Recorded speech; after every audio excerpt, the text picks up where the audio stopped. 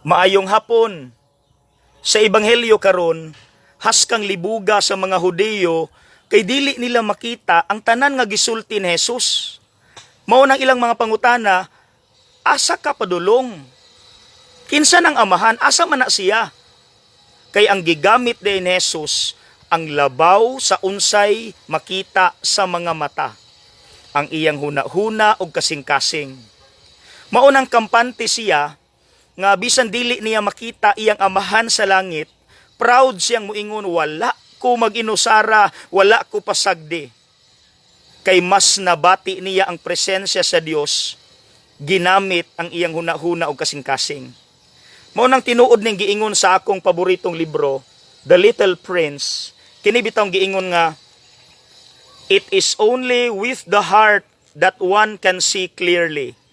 What is essential is invisible to the eye. Timing mga igsuon di ako sa sementeryo. Pero tanawa, napabamoy makita nga tao, wala na. Puros na lang lapida. Pero nganong kitang mga Pilipino, pinangga man nato ang atong mga mahal nga nangamatay.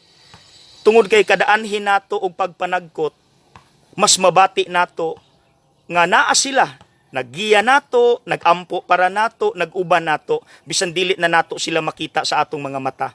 Lami paminawon ba nga kanang every time we pray, we ask them to pray for us. We can do that. Lo, niya anaan na magikadiha, iampo in town ko dinhi. Angkol, anak, ma, iampo mi dinhi. We can do that.